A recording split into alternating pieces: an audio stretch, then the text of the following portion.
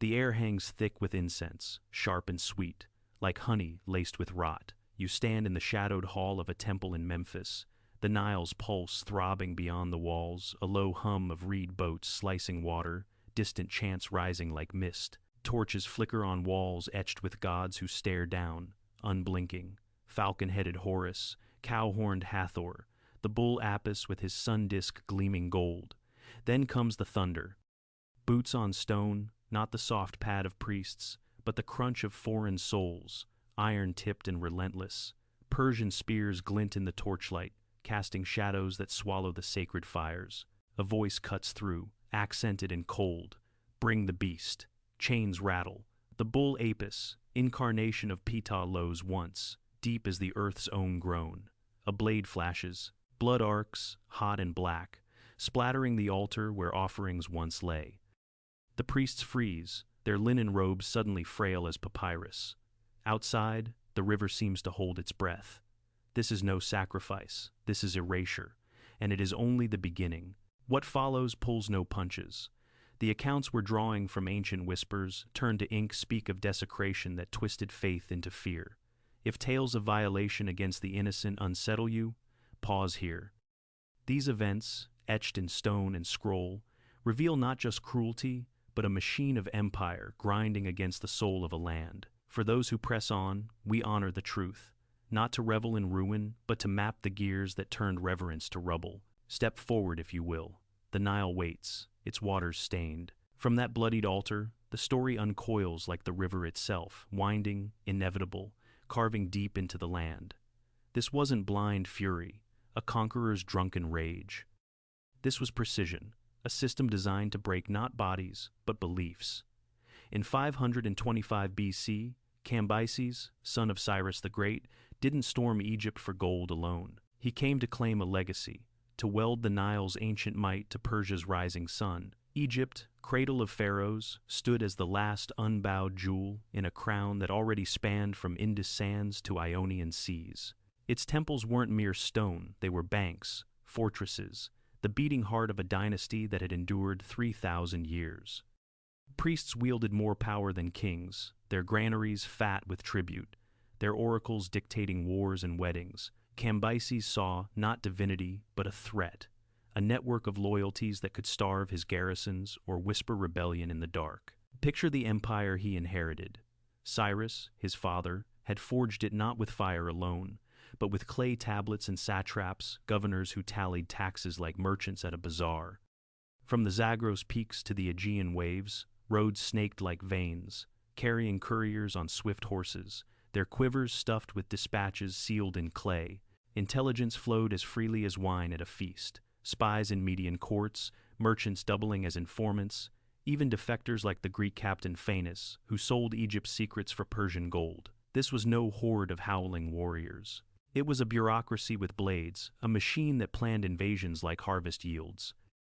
Egypt's weakness, its isolation, a delta of reeds and canals that choked invaders. But Cambyses turned the desert to ally, bribing Arab sheikhs for waterskins that let his army cross Sinai without a drop spilled. The stakes?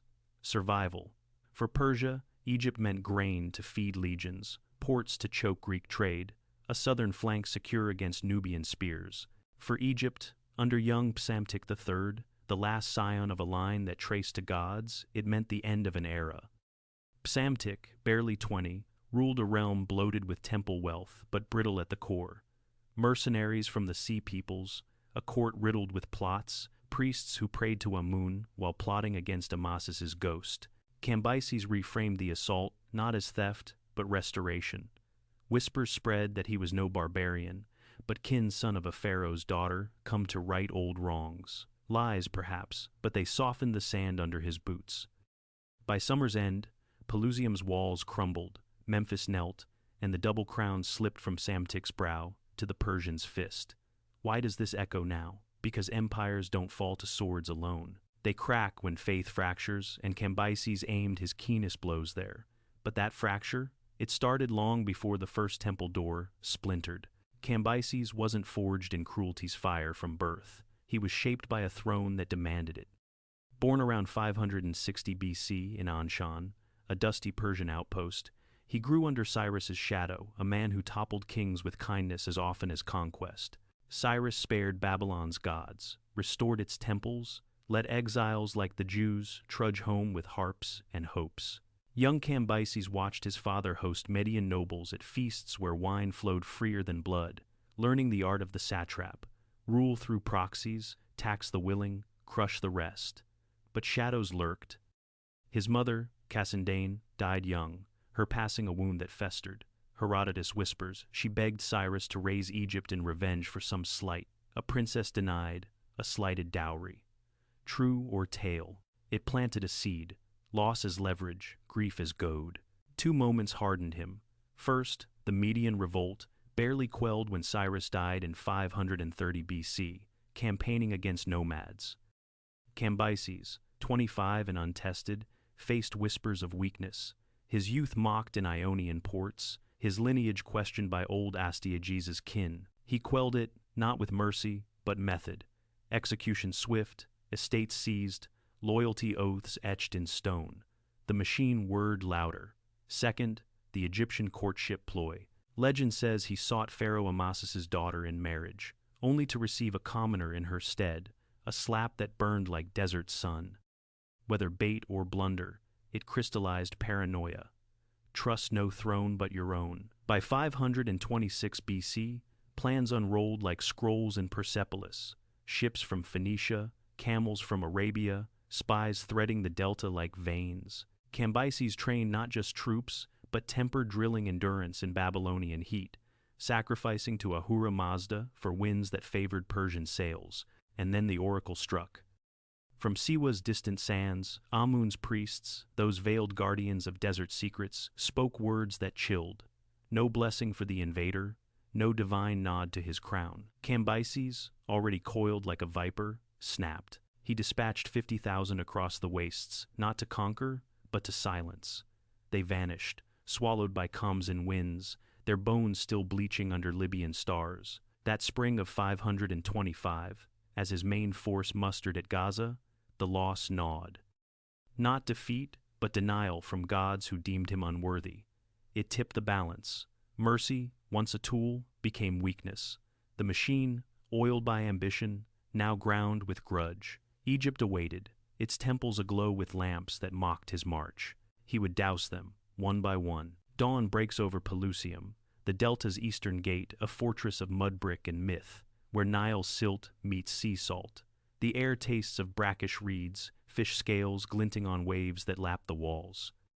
Psamtik III stands atop the ramparts, his bronze armor etched with scarabs, a falcon feather nodding in his diadem. Below, 20,000 Egyptians, spearmen from the Black Lands, archers with bows curved like the moon, form a hedge of iron.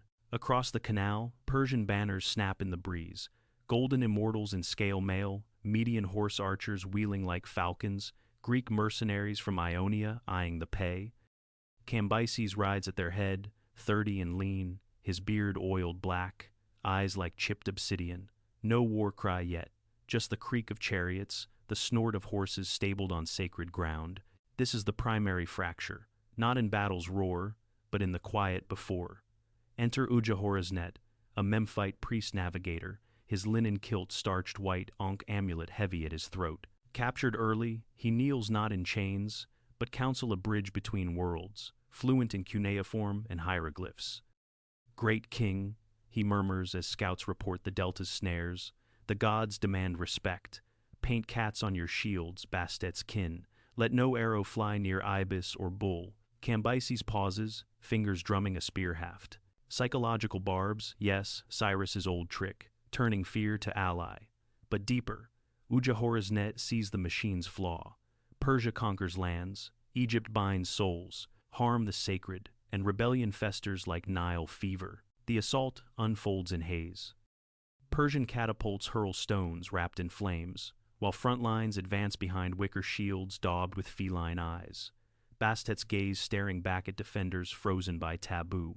Arrows slacken, spears waver. By dusk, Psamtik sues for terms, his city a prize unbloodied. Cambyses enters Memphis not as storm, but surgeon precise, probing. He crowns himself in Neith's temple at Sais, prostrating before her shadowed shrine, offerings of myrrh and lapis piled high. Udjahorresnet scribes the decree, revenues restored, rituals honored. For a breath, the machine hums in harmony. Priests murmur approval, satraps tally granaries, but tension coils. Psamtik, spared but shamed, watches from his exile a fallen pharaoh, his lineage a noose. The confrontation peaks not in fields, but forecourts. Cambyses demands the temple's ledgers, vast estates, tax-exempt, funneling grain to gods while peasants starved. Amasis, Psamtik's father, had lavished them colonnades of rose granite, barges laden with ivory. This is no piety, Cambyses declares to his council, voice like gravel under boot. This is plunder, cloaked in chant. Udjahorresnet pleads, the gods feed the people through us. Refusal hardens to rift. Orders cascade. Only 3 great houses, Ptah at Memphis, Amun at Thebes, Neith at Sais, keep full purse. The rest? Tithes halved, lands leased to crown. Priests resist, oracles turn cryptic. The foreign bull shall wither. The act itself, restrained in retelling, yet raw. In Apis's pen, amid cloven prints and scattered straw, the bull manifests black hide marked square, solar disk between horns. Festival swells, flutes wail, dancers whirl in translucent veils, the air electric with myrrh. Cambyses, fresh from Nubian scouts, spies the revelry. Paranoia flares mockery, he thinks, for his desert ghosts. Fetch the beast, he snaps. Priests lead Apis forth, trembling under garlands. The blade sinks into thigh, not heart deliberate, mocking. The bull staggers, bellows muffled. Blood pools, sacred no more. Guards scourge the celebrants, whips cracking like thunder. No more feasts, the edict reads. No more illusions of power. Udjahorresnet, witnessing from shadows, scribes nothing his quill still, heart leaden. Word spreads like silt after flood. From delta hamlets to Theban alleys, whispers bind. The machine devours its own myths. Psamtik, in his gilded cage, learns via smuggled reed. His father's tomb violated, Amasis's mummy dragged forth, scourged and seared a desecration dual-edged, abhorrent to Persian fire worshippers too. Others hear of dwarf gods ridiculed, cabaret idols torched in their sanctum. This wasn't vengeance on one man, it was audit. Temples as treasuries, priests as parasites. A modern echo? Think tax revolts in colonial outposts, empires clipping wings of local elites, only to fan flames of grudge. Cambyses thought it consolidation. It sowed storm, but that wasn't the worst part. Shift now to the satrap's tent, canvas walls slapping in sirocco gusts, a world away from Memphis's marble calm. Ariandes, Cambyses's viceroy, a weathered mead with scars, like river cracks, pours over tallies by lamplight. Ink on papyrus. Grain quotas met, but temple silos hoarding still. Incentives, he mutters to his scribe, a eunuch from Susa. Tie their altars to our roads. The machinery whirs from afar. Couriers relay quotas from Persepolis, where Darius's kin already eye the throne.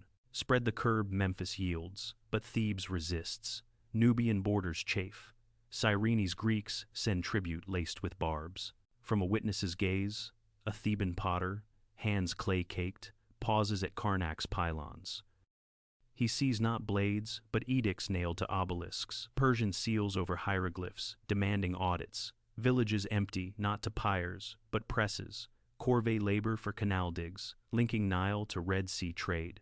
Human terms. A weaver's loom silenced for royal cloth. A fisher's net traded for garrison stew. Incentives twist. Compliant priests gain satrapy posts. Resistors face exile to Elephantine, where Jewish mercenaries guard the cataract. One moment pierces.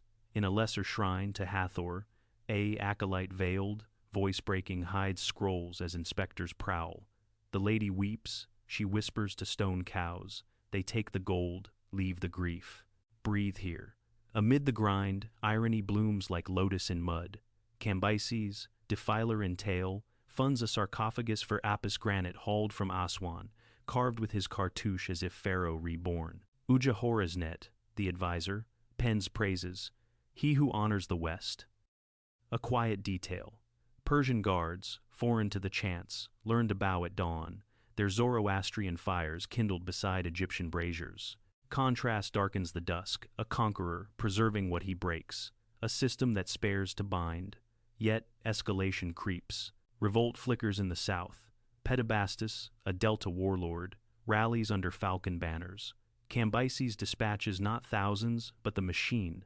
Spies, blockades, bribes. Whole nomes quiet, their hearths cold. He had one crucial mistake ahead. The desert called again. Time slows in the great court of Ptah's house. Memphis's heart, a vast square of alabaster. Columns soaring like bound reeds. The air woven with lotus perfume and the low drone of hidden flutes. Thousands gather. Priests in panther skins, nobles with coal-lined eyes. The throng a sea of linen and bronze. Cambyses strides in, dust of the road still clinging, his cloak embroidered with Persian suns. The peak, not sword clash, but sacrilege's crescendo. Apis' successor calf no more, but bull full-manned paces the enclosure, his breath fogging the morning chill. Festival crests, garlands flung, hymns swelling to rupture the sky. Cambyses, eyes shadowed by defeat's whisper from Siwa, halts the right. Sensory tide overwhelms. The bull's musk, earthy and primal. The crowd's murmur, a hive disturbed. Linen brushing skin like whispers of warning. These are your gods? He sneers, voice echoing off hypostyle halls. Laughter cracks harsh, un-Persian. He draws dagger, sun glancing off its curve like a god's averted eye. The strike, implied in the stagger, the hush that follows. Blood whispers across tiles, not roars. Priests lunge, only to crumple under spear butts. The crack overreaches echo. Guards torch effigies in side chapels, flames licking cedar beams, smoke choking chants to coughs. Udjahorresnet, at the fringe, grips his staff witness to the wheel turning backward. The system splinters here. Priests scatter like scarabs, oracles fall silent, but resistance roots. Bastet ambushes supply lines, his men ghosts in the reeds. Cambyses, fevered perhaps by wine or wound, lashes out. Royal tombs rifled, mummies paraded as warnings. The breaking, his own. News from east, throne wobbles, brother Smerdis stirs. The machine, meant to conquer, betrays couriers delayed, satraps hedging bets. Apis' bier, ironically gilded by Persian hand, bears the weight. Not just a god's, but an empire's illusion. Transition whispers. From blaze to ash, the Nile turns witness. Cambyses' fate, swift as Sinai winds. In 522, racing north to quell the phantom Smerdis, his brother, murdered in paranoia years prior, or so the tale spins he falls. Horse stumbles near Ecbatana.